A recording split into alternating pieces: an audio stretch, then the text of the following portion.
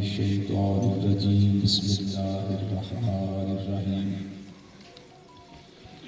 قال اللہ تبارک و تعالی فی کلام المجید و فرقان الحمید لقد خلقنا الانسان فی احسن تقویم قال اللہ تبارک و تعالی فی مقام آخر اِنَّا أَرْسَلْنَاكَ شَاهِدًا وَمُبَشِّرًا وَنَذِيرًا صدق اللہ مولانا العلی العظیم۔ درود پاک پڑھے۔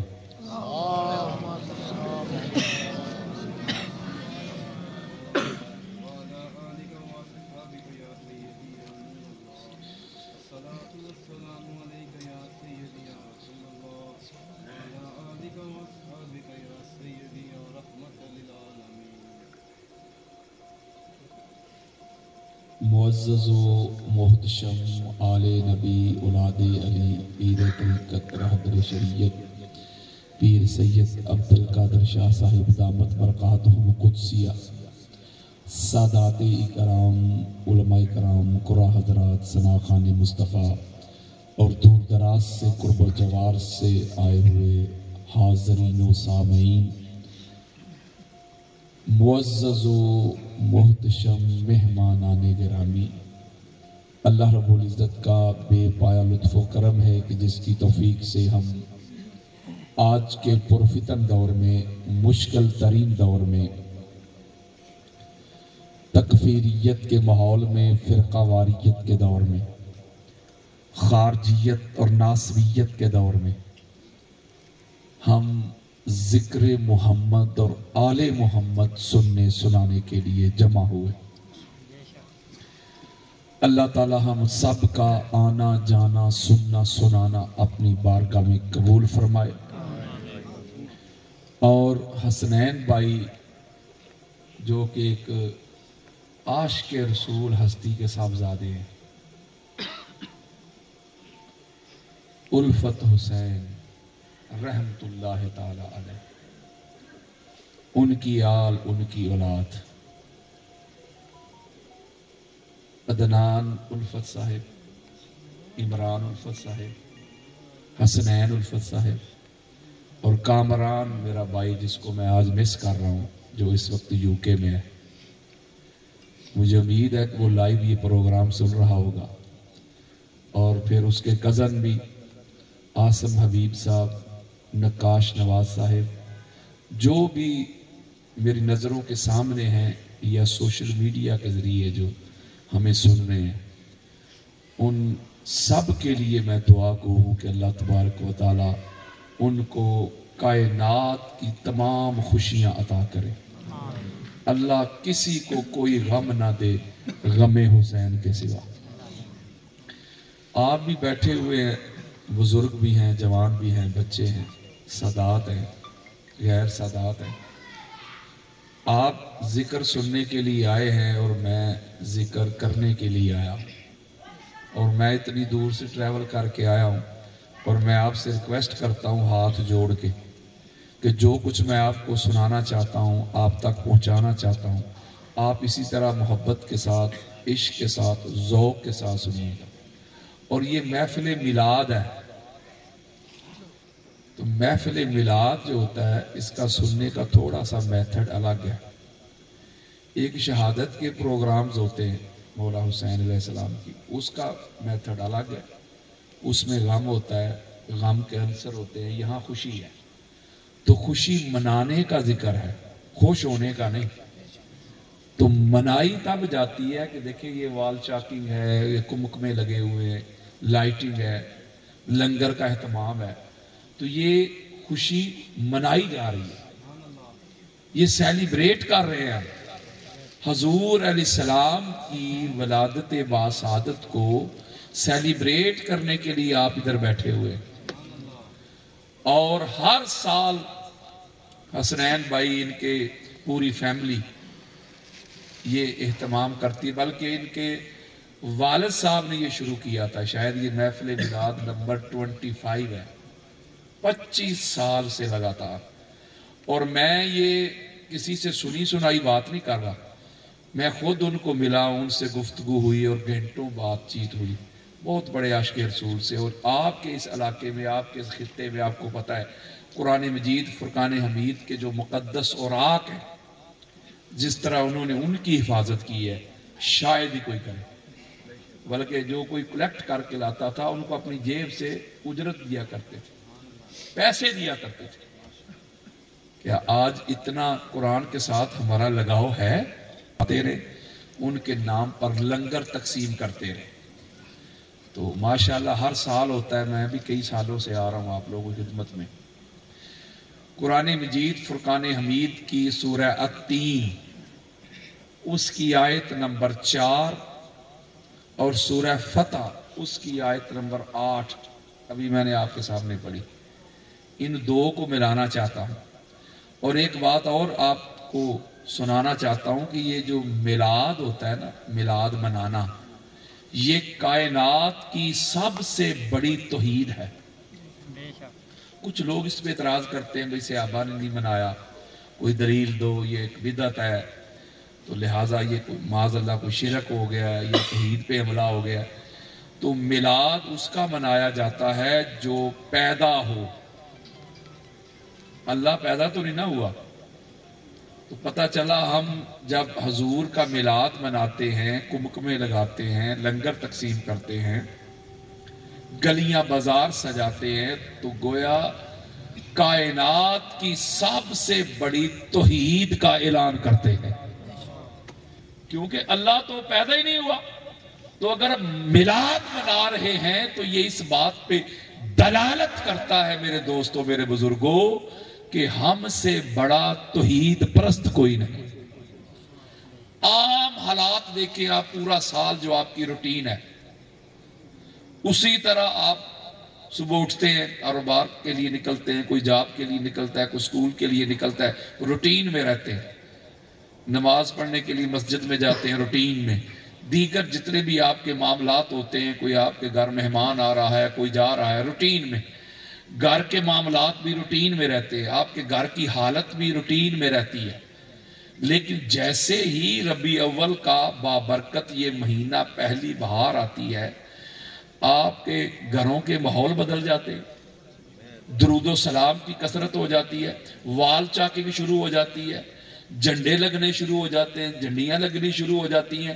اور میں ایسے ایسے دیہات کا بھی وزٹ کر چکا ہوں، پورا گاؤں سجایا جاتا ہے، ایک گھر بھی نہیں رہتا. اور اگلی بات سنیں، اجتماعی لنگر پکتا ہے. یعنی 12 دن کسی ایک گھر میں انفرادی طور پہ کھانا تیار نہیں ہوتا. اجتماعی لنگر مصطفیٰ کا اہتمام ہوتا ہے، سارے ادھر سے ہی کھاتے ہیں. اور پورے گاؤں سے جتنے بھی جانور ہوتے ہیں ان کو باہر نکال لیتے ہیں، کھیتوں میں لے جاتے ہیں. گاؤں صاف ستھرا. اور دنیا کو ایک پیغام دیتے ہیں کہ ہم وہ ہیں کہ جو حضور علیہ السلام کی ولادت کی خوشی منانے والے ہیں. کسی کے گھر میں ولادت ہو تو خوشی کون منائے گا؟ میں میرا خیال مناؤں گا. اس محلے میں جو بچے کی ولادت ہو تو خوشی میں مناؤں گا، یا مبارکباد آ کے مجھے ملے گی، راما صاحب مبارک ہو، فلاں گھر میں بچہ پیدا ہوا ہے. خوشی بھی وہی منائے گا جس کا اس مولود کے ساتھ کوئی تعلق، کوئی واسطہ، کوئی رشتہ ہے. اور مبارکباد بھی اسے ملے گی جس کا اس مولود کے ساتھ رشتہ ہے. یار گھر والوں کو تو پتا چلا حضرت جی میلاد النبی کے جھنڈے بعد میں لگانا، کمکمے بعد میں لگانا، لنگر بعد میں تقسیم کرنا، وال چاکنگ بعد میں کرنا، جلوس کا اہتمام بعد میں کرنا، پہلے سرکار ابو طالب پہ درود پڑھ کے ان کو حضور کی میلاد کی مبارکباد تو پیش کرنا. یارو حضور علیہ السلام کی میلاد کی سب سے بڑی مبارکباد کے جو حقدار ہیں اس ہستی کا نام سرکار ابو طالب ہے. گھر والوں کی مبارکباد دی جاتی ہے نا، بولے یار. تو پتا چلا جو سرکار ابو طالب کا نہیں، ساری زندگی کمک میں لگاتا رہے، ساری زندگی لبیک یا رسول اللہ، لبیک یا رسول اللہ کے نعرے لگاتا رہے، وال چاکنگ کرتا رہے، لنگر تقسیم کرتا رہے، نعتیں پڑھتا رہے، جلوس کا اہتمام کرتا رہے، جھنڈیاں لگاتا رہے۔ اگر سرکار ابو طالب کی بارگاہ میں مقبول نہیں تو اس کا میلاد منانا بھی اس کے منہ پہ آئے گا، کیونکہ حضور کا پہلا میلاد منایا سرکار ابو طالب نے، پہلے محافظ مصطفیٰ ابو طالب، پہلے ناصر رسول ابو طالب، پہلے کفیل مصطفیٰ سرکار ابو طالب، جن کی گود میں نبوت پلتی رہی، جن کے دیے ہوئے لقمے رسالت کھاتی رہی، جن کے دیے ہوئے کپڑے رسالت پہنتی رہی، جن کے دیے ہوئے بستر پہ نبوت سوتی رہی۔ اور کبھی چشم تصور میں لائیے گا، سرکار ابو طالب علیہ السلام وہ ہستی ہیں کہ جنہوں نے ایک انگلی میں رسالت کو پکڑا ہوتا تھا، دوسری انگلی میں امامت کو پکڑا ہوتا تھا۔ ایک جملہ کہوں شاہ جی، کوئی میرے سامنے آئے، حضرات رسالت اور امامت کے رب کا نام ابو طالب ہے۔ نعرہ تکبیر، نعرہ رسالت، نعرہ حیدری۔ آپ پریشان ہو گئے، علامہ صاحب نے رب کہہ دیا ابو طالب کو، اور یہ مرادی معنی ہے، رب کا کیا معنی ہوتا ہے؟ چلو ابو طالب علیہ السلام پہ کسی کو کوئی مسئلہ بنے، قرآن پڑھ کے دیکھ لے۔ میرے اور تیرے ماں باپ کو اللہ نے رب کہا ہے، قل رب ارحمہما کما ربیانی صغیرا، یعنی تیرا اور میرا باپ تو رب ہو سکتا ہے، تو بھتیجے سے کتنا بھی پیار کیوں نہ ہو، بیٹے سے پیارا نہیں ہوتا۔ بھتیجا وہ کتنا بھی عزیز کیوں نہ ہو، بیٹے سے پیارا تو نہیں نہ ہوتا۔ تو سرکار ابو طالب علیہ السلام کے دسترخوان پہ ساری اولاد بیٹھی ہو، سرکار طالب بھی، سرکار علی بھی، عقیل بھی، جعفر بھی، ام ہانی بھی، بیٹے بیٹیاں سارے بیٹھے ہو۔ اس وقت تک کسی کو کھانا کھانے کی اجازت ہی نہیں ہوتی تھی، پرمیشن ہی نہیں ہوتی تھی، جب تک حضور نہ آ جاتے۔ حضور آتے تو حضور علیہ السلام کے تشریف لانے پہ پھر دسترخوان پہ اجازت ہوتی کہ کھانا شروع کرو۔ اور جو شیب ابی طالب میں 3 سال کے لیے سوشل بائیکاٹ ہوا ہے، وہ جب آدھی رات گزرتی تو جس نشست پہ حضور آرام فرما ہوتے، حضور علیہ السلام کو وہاں سے بیدار کرتے اور اپنے بیٹے کو سلاتے، اگر دشمن حملہ کرے تو میرے محمد پہ نہ کرے، میرے بیٹے پہ کرے۔ یارو ایسی تربیت، ایسی پرورش، ایسے کفیل جنہوں نے سارا کچھ لٹا دیا حضور علیہ السلام کی پرورش کے لیے، تن من دھن لٹا دیا حضور علیہ السلام کی پرورش کے لیے، تو اس لیے اس کا لغوی اور مرادی معنی بھی یہی ہے۔ چلو میں ایک دلیل اور دے دیتا ہوں نا، مولوی صاحب کو کوئی مسئلہ نہ ہو جائے۔ امام شافعی رضی اللہ تعالی عنہ اہل سنت کے سر کا تاج، ہمارے جو ائمہ اربعہ ہیں اہل سنت کے دوسری سب سے بڑی شخصیت ہے۔ بابر بھائی یہ شاید آپ کے لیے نئی بات ہوگی، پریشان ہو گئے۔ آپ نے لکھا ہے امام شافعی نے، وہ لکھتے ہیں 80 سال میری عمر ہو گئی۔ امام ابن مکی نے لیا، اور دیوان شافعی جو سعودی عرب سے چھپا ہوا ہے اس کے صفحہ نمبر 15 پہ یہ روایت موجود ہے۔ اس کے علاوہ بھی اہل سنت کی کوئی 50 کتب میں یہ روایت موجود ہے۔ امام شافعی فرماتے ہیں 80 سال میری عمر ہو گئی ہے، مجھے آج تک سمجھ نہیں آئی کہ شافعی کو علی پالتا رہا کہ خدا پالتا رہا۔ بلکہ وہاں جو جملے لکھے وہ نہ سنا دوں، یہ تو میں شرح کر رہا ہوں۔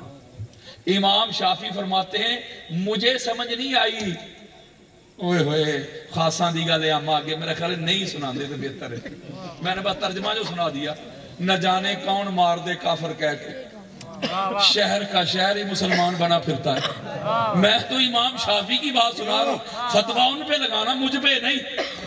تو اس لیے میرے دوستوں، میرے بزرگوں، سرکار ابو طالب علیہ السلام پہلی ہستی ہیں جو محسن مصطفیٰ ہے اور جو محسن اسلام ہے۔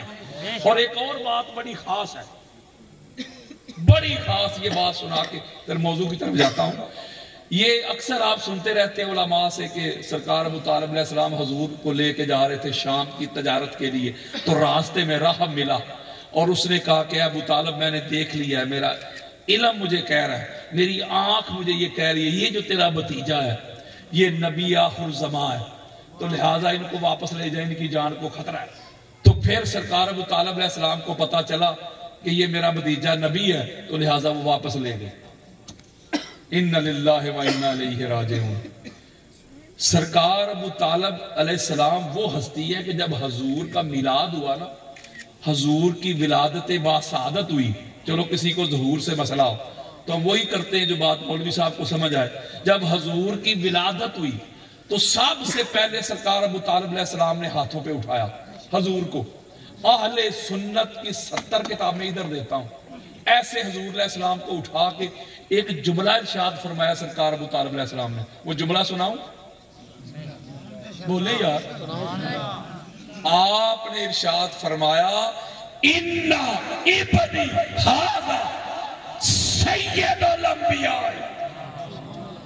ہاتھوں پہ لیتے ہی سرکار ابو طالب علیہ السلام فرماتے ہیں یہ میرا بیٹا محمد نبی نہیں نبیوں کا سردار ہے. حضرت جی وہ تو پہلی لوری میں پہلے نعت خانے مصطفیٰ کا نام ابو طالب ہے. پہلی لوری میں پہلے دیدار میں پہلی زیارت میں فرما رہے ہیں یہ میرا بیٹا محمد نبیوں کا سردار ہے. نبیوں کا ان کو تو پہلے ہی پتا تھا, آپ کہتے ہیں راہب نے بتایا تو پتا چلا. اور جو غیر معمولی پروٹوکول دے رہے ہیں حضور کو, ذرا سوچے نا, یہ بھتیجے کو دے رہے ہیں, وہ جن کا اٹھنا بیٹھنا حضور علیہ السلام کے ساتھ, حضور علیہ السلام سوتے تھے سرکار ابو طالب کے ساتھ, اور میں وہ میرا یہ چونکہ موضوع نہیں تھا اسی چارپائی پہ سوتے تھے, سینے سے لگا کے سوتے تھے. آقا علیہ السلام کے جتنے بھی معاملات تھے سرکار ابو طالب علیہ السلام خود چیک کرتے, حضور علیہ السلام کا اٹھنا بیٹھنا دیکھتے. حضرت حلیمہ سعدیہ کے بارے میں آپ کہتے ہیں کہ وہ ان کی جو بیٹی تھی اس نے کہہ دیا کہ اماں میں نے ایک چیز نوٹ کی ہے, جب مدنی بھائی باہر نکلتے ہیں تو ایک بادل سایہ فگر ہو جاتا ہے. حضور کے معاملات دیکھ کے وہ اونٹنی جو تھی وہ طاقتور ہو گئی, اور جب گھر میں تشریف لے کے گئے تو بکریوں نے دودھ اتنا دیا کہ سارے برتن بھر گئے, دودھ ختم نہ ہوا, گھر میں اجالے ہو گئے, روشنی ہو گئی, غربت مٹ گئی. یار حضرت حلیمہ سعدیہ کے گھر میں حضور کے معجزات آپ بیان کر رہے ہیں, تو کیا سرکار ابو طالب علیہ السلام کے گھر میں کوئی معجزہ نہیں ہوتا ہوگا جس سے سرکار ابو طالب علیہ السلام کو پتا چل جائے کہ یہ میرا بھتیجا نبی آخر الزمان ہے؟ بولے یار یہ بھتیجا سمجھ کے کر رہے تھے. ایک اور روایت سن لیں, اور یہ بھی اہل سنت کی کوئی 150 کتابوں میں موجود ہے. قحط پڑ گیا, بڑا سخت شدید قحط پڑ گیا, بارش برسنا بند ہو گئی, مویشی ہلاک, چارہ ختم, برا حال, بچے بلک رہے. مکہ کے سارے وڈیرے سردار جگیردار سارے جمع ہو کے آگے سرکار ابو طالب علیہ السلام کو گا. یہ سنیت بتا رہا ہوں, ایسے دستک دی ناک کی. سرکار ابو طالب علیہ السلام باہر تشریف لائے, پوچھا کیا مسئلہ ہے. وہ آنے والوں میں کون کون تھا یہ بھی سن لو. ابو لہب, ابو جہل, ولید, عتبہ, شیبہ, ابو سفیان اینڈ کمپنی, وہ سارے کے سارے آئے ہوئے. پوچھا کدھر آئے؟ اب وہ کیا کہتے ہیں؟ کافر. وہ کہتے ہیں ابو طالب قحط پڑ گیا ہے, برا حال ہے, دعا کروانے آئے ہیں. عبد القادر شاہ جی تشریف فرما ہے, تو ہم بھی ان کی بارگاہ میں جاتے ہیں دعا کروانے کے لیے. حضور کی آل و رات سمجھ کے اور بھی لوگ جاتے ہوں گے, یہ سب دعا کریں, یہ مسئلہ ہے, یہ پرابلم ہے, مجھے یہ پریشانی ہے, بے روزگاری ہے, یا میں رات کو ڈر جاتا ہوں, یا یہ مسئلہ ہے. تو بے شمار لوگ آتے ہوں گے دعا کروانے کے لیے. ٹھیک ہو گیا. سید زادے جو ہیں تو وہ کافر آئے چل کے, سرکار ابو طالب کے پاس دعا کروانے تھے کافر کاساں دی گالے ہم آگے تھے کافر پکے کافر تھے لیکن کافر ہو کر بھی ان کا عقیدہ تھا کہ ابو طالب وہ ہستی ہیں جن کی دعا اللہ موڑتا ہی نہیں. واہ مسلمانوں تو مسلمان ہو کے کہے کہ ابو طالب معاذ اللہ مشرک وہ کافر ہو کے عقیدہ رکھے سبحان اللہ کہ ابو طالب وہ ہستی ہے اس در پہ آ کے اس دہلیز پہ آ کے اللہ دعائیں قبول کرتا ہے. تو سردار ابو طالب علیہ السلام نے آگے سے یہ تو نہیں فرمایا کہ میری طرف کیا لینے آئے ہو لات منات کی طرف جاؤ. آپ فرماتے اچھا دعا کروانے آئے ہو رکو. ان کو کھڑا کیا اندر تشریف لے گئے. جب واپس آئے نا تو پاک محمد کو سینے سے لگایا ہوا. یارو ذرا چشمے تصور میں تو لاؤ جو ویژول امپیکٹ نہیں ہوتا وہ ذرا سوچو. ایسے حضور علیہ السلام کو سینے سے لگایا ہوا ہے اور کفار کو پتہ کیا فرماتے میرے پیچھے پیچھے آؤ. ان کو پیچھے لیا لات منات کی طرف تو نہیں گئے خانہ کعبہ یارو اللہ کے گھر. ایسے حضور علیہ السلام کو اٹھا کے یہ بھتیجے ہیں ان کو پتہ ہی نہیں کہ نبی ہیں. یہ کام بھتیجے والے ہو رہے ہیں کہ نبوت والے ہو رہے ہیں. بولے یار کوئی آپ کے پاس آئے دعا کروانے کے لیے تو آپ کہیں گے میں تو گناہگار سا بندہ ہوں پیر صاحب کے پاس جائیں شاہ صاحب کے پاس جائیں. یعنی مجھے اور آپ کو سینس ہے کہ دعا کے لیے کس کے پاس جانا ہے. کوئی راستے میں اس طرح کا بندہ کھڑا کر کے جس کو نہ نماز کا پتہ نہ روزے کا پتہ نہ کلمہ کوئی ہندو کوئی عیسائی اس کو کھڑا کر کے بندہ کہ یار دعا کر میرے لیے. بولو یار کرتے ہو ایسا آپ میں شعور تو سینس ہے نا جی. اب سرکار ابو طالب علیہ السلام نے ایسے اس کو حضرت عباس بن عبد المطلب نے بھی روایت کیا سرکار حمزہ نے بھی روایت کیا اور حضرت عمر بن خطاب نے بھی روایت کیا رضی اللہ عنہم تینوں ہستیوں نے. بلکہ چونکہ اصول حدیث میں کافر سے روایت نہیں جاتی اس کو ابو جہل نے بھی روایت کیا ابو لہب نے بھی کیا ہے لیکن اصول حدیث میں کافر سے روایت نہیں لی جاتی. تو یہ تینوں تو مسلمان ہیں نا جو روایت کر رہے ہیں. وہ کہتے جب سرکار نے ایسے حضور کو اٹھایا نا جو جملے کہے سرکار ابو طالب علیہ السلام نے سناؤں جملے بسم اللہ یا رب اسألک بحق محمد فاسقنا فیسقو. گالی بک گئی. سرکار ابو طالب علیہ السلام فرماتے مولا بارش برسا دے محمد مصطفیٰ کے وسیلہ سے. حضرت عمر کہتے ہیں کہ دعا کر کے ہاتھ بھی نیچے نہیں آئے چھم چھم بارش شروع ہو گئی. حضرت جی تو ساری رات اللہ سے دعائیں مانگے مولا بارش برسا دے بھی برسا دے بڑی گرمی ہے بڑی تپش ہے تیری رب سنے ہی نہ. اور ابو طالب وہ ہے جن کی رب موڑتا ہی نہیں. آپ مجھے بتائیں کہ یہ سارا کچھ جانتے تھے تو حضور کو لے کے آیا یار. حضور علیہ السلام کے علاوہ اولاد کو نہیں لے کے آئے. سرکار طالب کو اٹھا کے نہیں کہا حضرت عقیل کو اٹھا کے نہیں کہا حضرت جعفر کو اٹھا کے نہیں کہا مولا علی علیہ السلام کو اٹھا کے نہیں کہا کہ مولا ان کے بدلے بارش برسا ان کے واسطہ سے بارش برسا.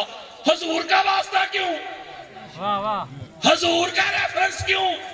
اس لیے جانتے تھے یہ نبی آخر الزمان ہے.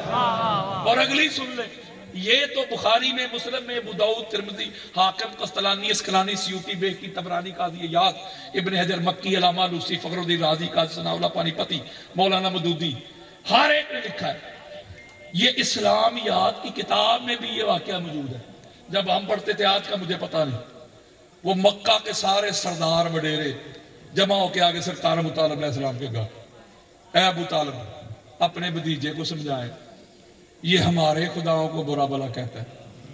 کن کے خداؤں کو؟ ہمارے خداؤں کو. اگر سرکار ابو طالب علیہ السلام کے بھی وہی خدا ہوتے جو کافروں کے تھے لات منات تو وہ کہتے کہ ابو طالب اپنے بھتیجے کو سمجھائے یہ تمہارے خداؤں کو برا بلا کہتا ہے. وہ کہتے ہیں ان کو سمجھائیں ہمارے خداؤں کو. پتہ چلا مولوی جی کفار کے خدا اور تھے ابو طالب کا خدا اور تھا۔ وہاں ایک بڑی خاص بات ہے، یہ بچوں کو بھی یاد ہوگی، جب حضور علیہ السلام نے فرمایا چچا جان یہ میرے ایک ہاتھ پہ سورج اور دوسرے ہاتھ پہ چاند بھی لا کے رکھ دیں گے۔ آفر جو کر رہے تھے، وہ مال چاہتے ہیں مال دیتے ہیں، ہمارا سردار بننا چاہتا ہے سردار بنا لیتے ہیں، کسی اور سے شادی کرنا چاہتا ہے وہ کروا دیتے ہیں۔ آفر جو کر رہے تھے، حضور نے فرمایا چلو یہ کیا آفر کر رہے ہو تم، اگر میرے ایک ہاتھ پہ سورج اور دوسرے پہ چاند بھی لا کے رکھ دو گے پھر بھی میں توحید کی دعوت دوں گا۔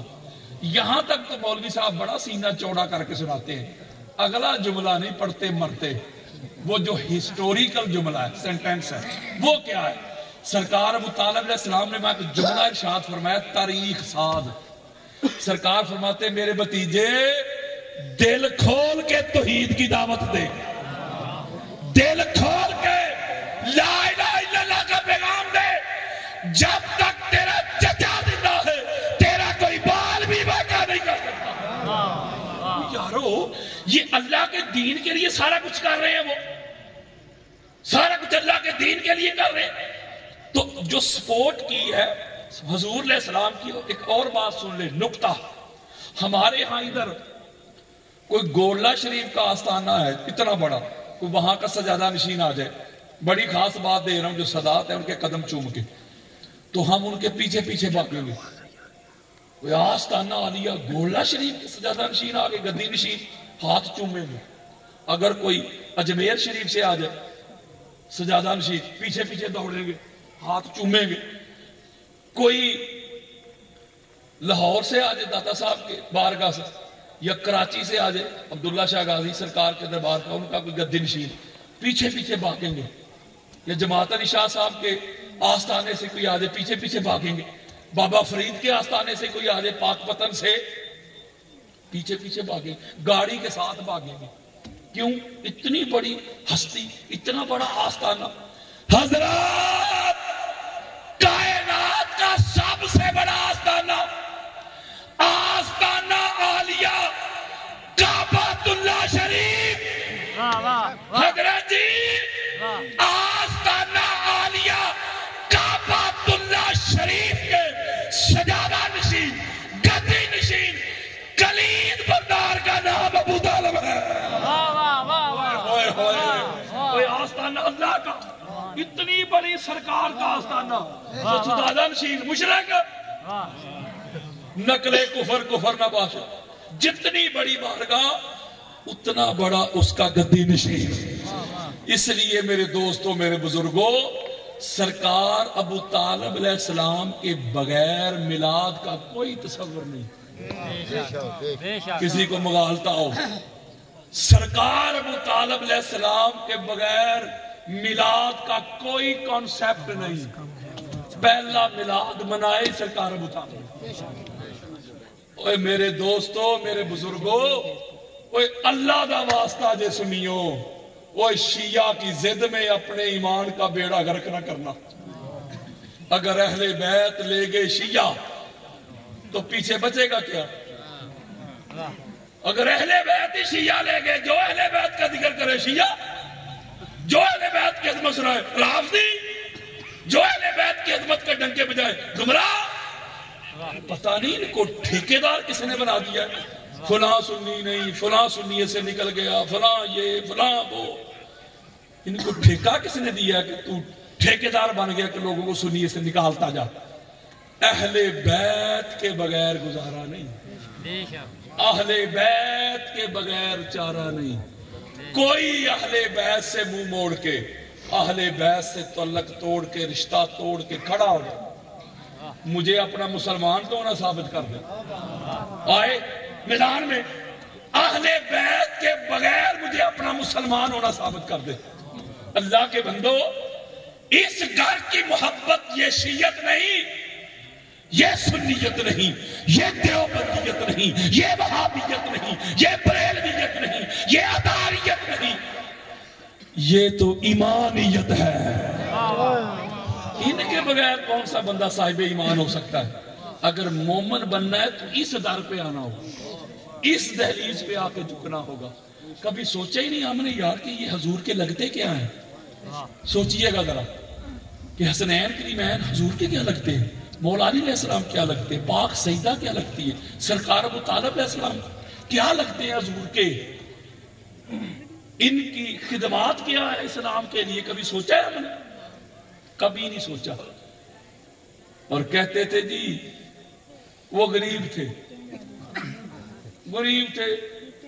کئی روز تک کھانا تیار نہیں ہوتا تھا سرکار ابو طالب علیہ السلام کے گھر۔ وہ 3 روز تک جو توحید کا جلسہ ہوا ہے، جو بخاری میں لکھا ہے، ہماری بخاری میں وہ جلسہ جو 3 روز چلا ہے سرکار ابو طالب علیہ السلام کے گھر، اور لنگر کوئی حلیم نہیں پکتا رہا،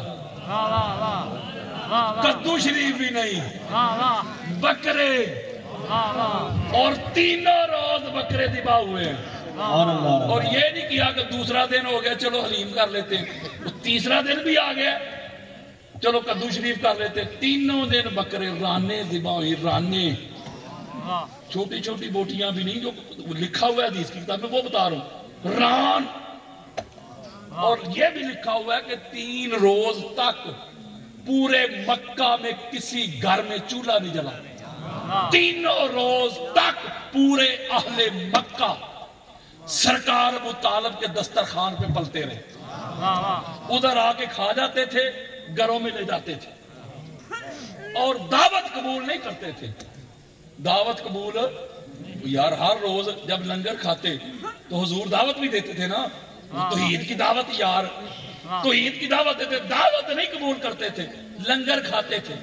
وہ لنگر اس لیے کھا جاتے تھے، لنگر تو نہیں شیعہ سنی ہوں، حضرات پتا چلا جو لنگر کھا جائے دعوت قبول نہ کرے، کل بھی بھولا بھی تھا آج بھی بھولا بھی ہے۔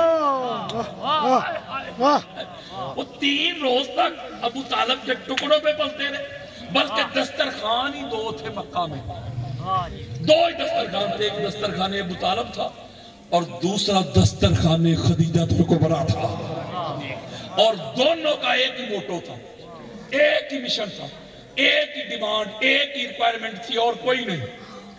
یہ دسترخوان ابو طالب کا بھی یہی اعلان تھا، مکہ کے غریبوں، بڑیروں، سرداروں، جگیرداروں، یہ دسترخوان ابی طالب ہے، آؤ لنگر ابو طالب کھاتے جاؤ، گھروں میں لگاتے جاؤ، محمد رسول اللہ کے نعرے لگاتے جاؤ۔ اور اس دسترخوان کا بھی یہی موٹو تھا، مکہ کے مقروضوں قرضے معاف کرواتے جاؤ، ملبوسات اٹھاتے جاؤ، زیورات گھروں میں لے جاتے جاؤ، محمد رسول اللہ کے نعرے لگاتے جاؤ۔ نعرہ رسالت، نعرہ حیدری، علماء حق حق حق حق۔ اب پائیا کسے دا کچھ نہیں لگا اسلام تے، پڑھو حدیث، قال رسول اللہ صلی اللہ علیہ وآلہ وسلم ما قام الاسلام الا بسیف علی و ثروت خدیجہ۔ گالی مک گئی شاہ جی، گالی مک گئی۔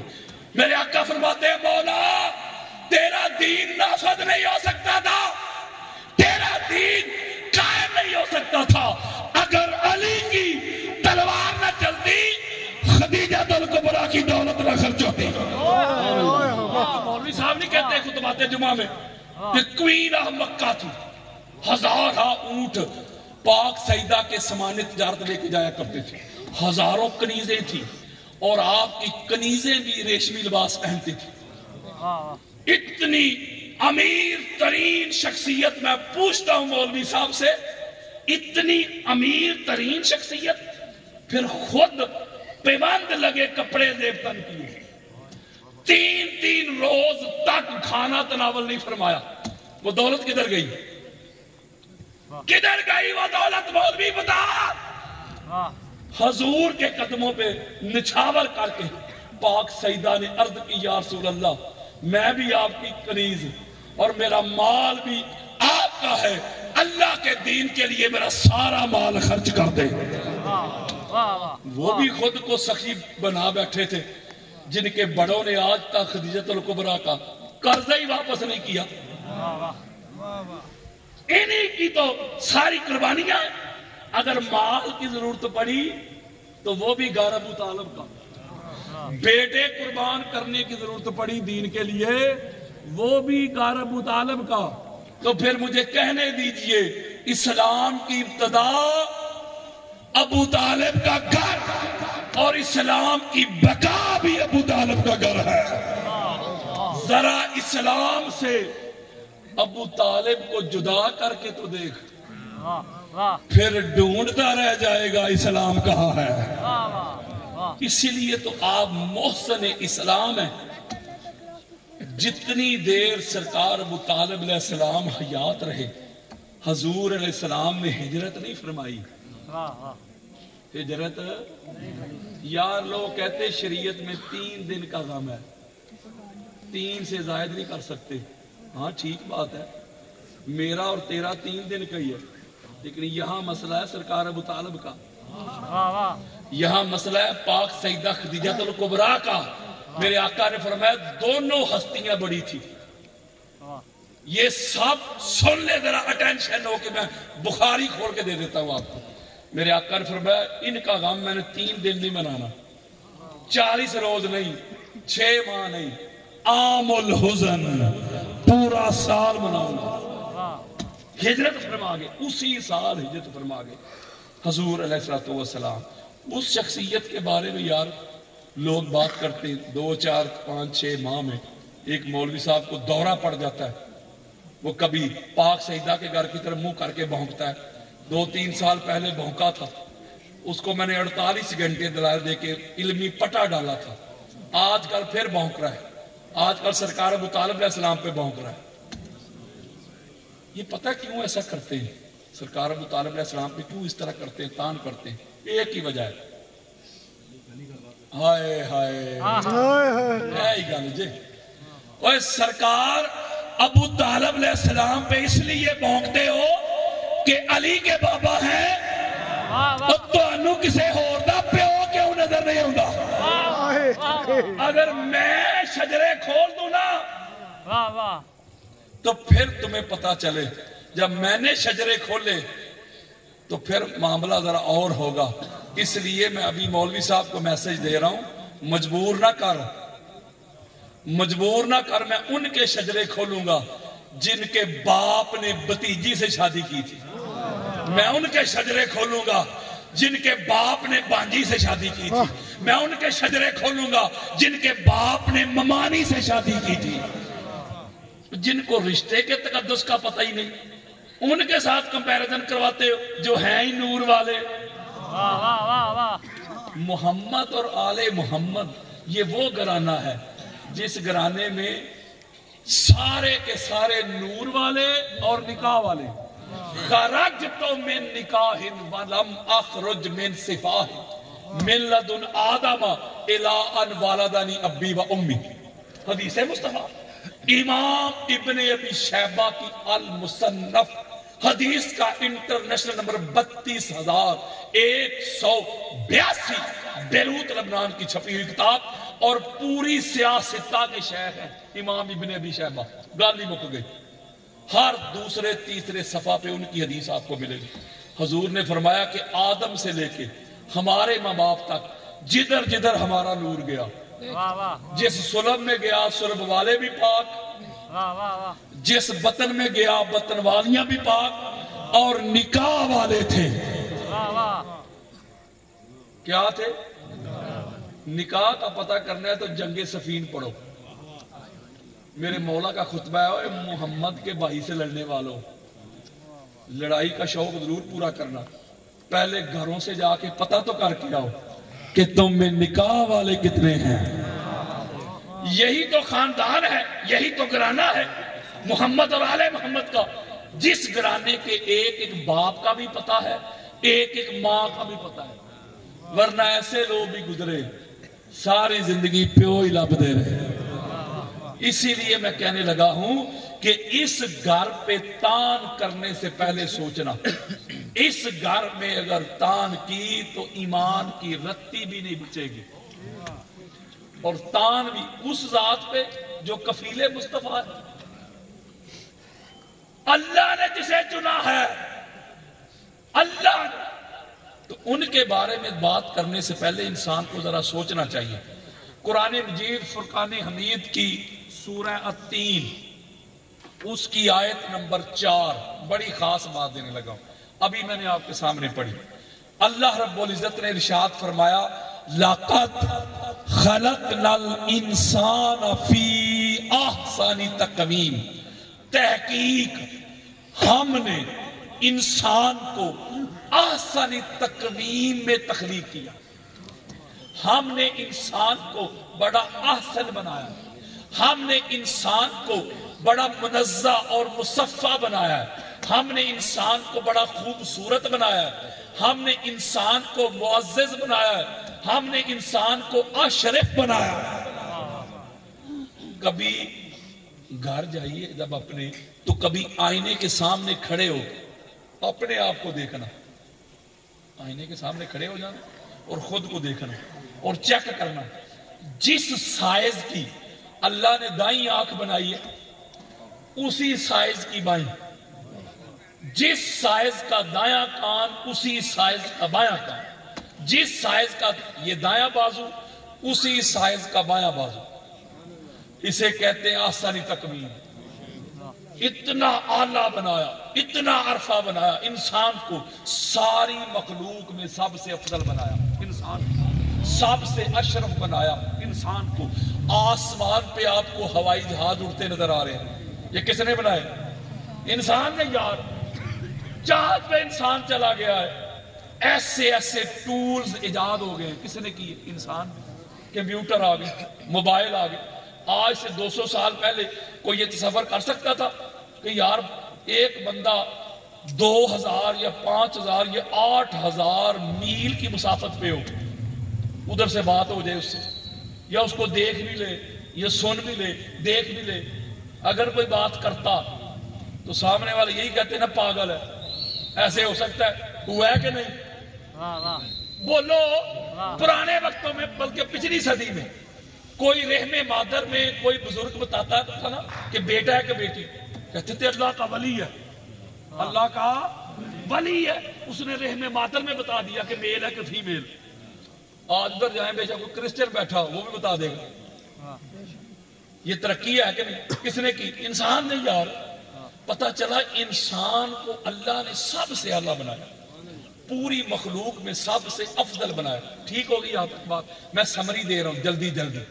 تو پتا چلا جب ساری مخلوق میں اللہ نے انسان کو اعلیٰ بنایا ہے تو اب اللہ سے پوچھتے ہیں مولا یہ اتنی تو تعریفیں کر رہا ہے انسان کی, یہ انسان تو نے بنایا کس سے ہے؟ انسان کا خمیر تو بتا, انسان کی اصل تو بتا, انسان کی اوریجن تو بتا, انسان کا مبدا تو بتا.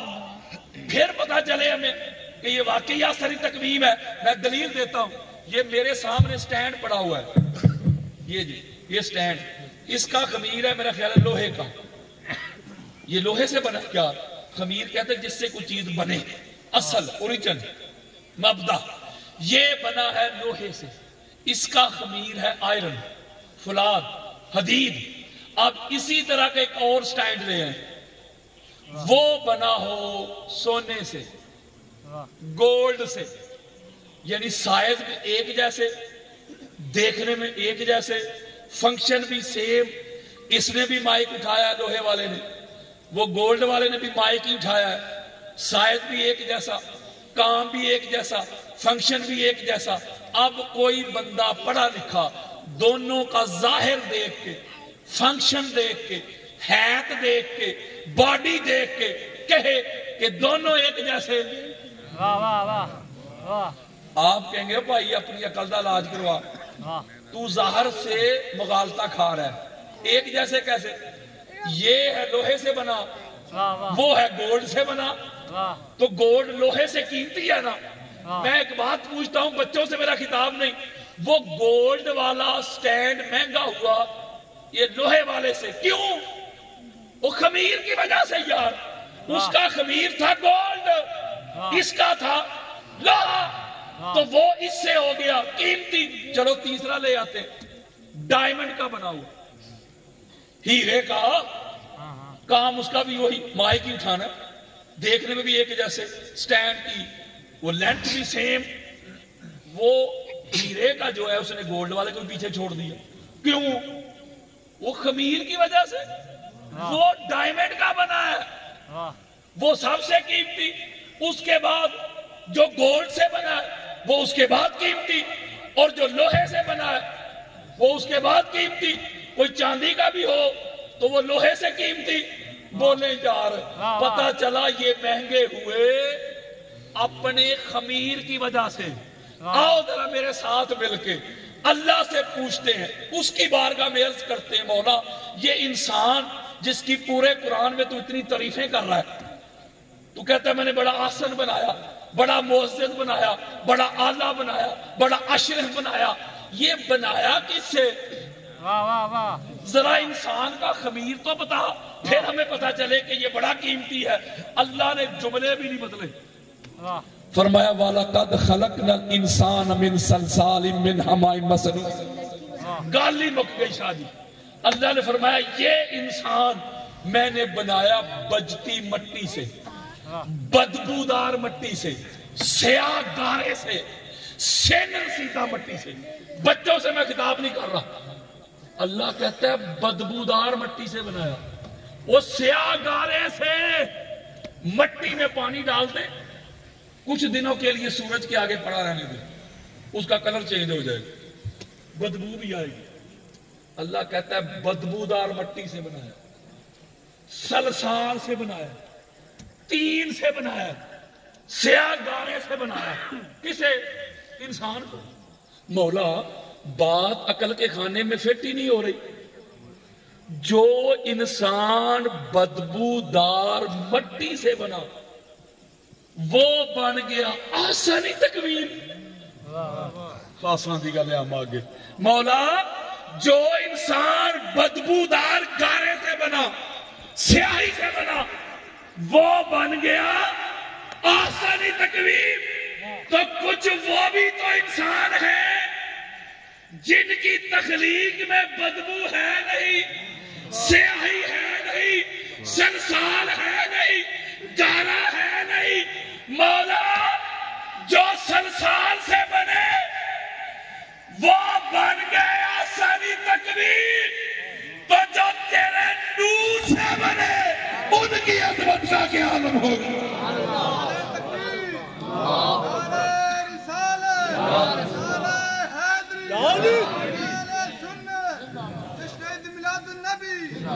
پتا چلا کچھ انسان ہیں جو گارے سے بنے، جو تراب سے بنے، جو مٹی سے بنے، جو تین سے بنے، اور کچھ ہیں جو اللہ کے نور سے بنے. آؤ ذرا پتا کرتے ہیں کہ مٹی والے کون ہیں، تراب والے کون ہیں، تین والے کون ہیں، سلسال والے کون ہیں، اور نور والے کون ہیں. کسی دوست کو، کسی بزرگ کو حوالہ چاہیے، میرے جانے کے بعد اگر مگر نہ کرے. اللہ نے اگر اس کو علمی جرت سے نوازا ہے، مجھے ملے، میں جو کچھ سناؤں گا اہل سنت کی کتب سے دکھا کے جاؤں گا، ایسے کھول کے دکھا کے جاؤں گا. آؤ پتا کرتے ہیں وہ نور والے کون ہیں. امام احمد بن حنبل کی فضائل صحابہ، حدیث کا انٹرنیشنل نمبر 1130. علامہ علوسی کی روح المعانی جلد نمبر 6 صفحہ نمبر 186، بیروت لبنان کی چھپی ہوئی کتاب. اسی طرح شیخ اسماعیل حقی کی روح البیان جلد نمبر 3 صفحہ نمبر 256، بیروت لبنان کی چھپی ہوئی کتاب.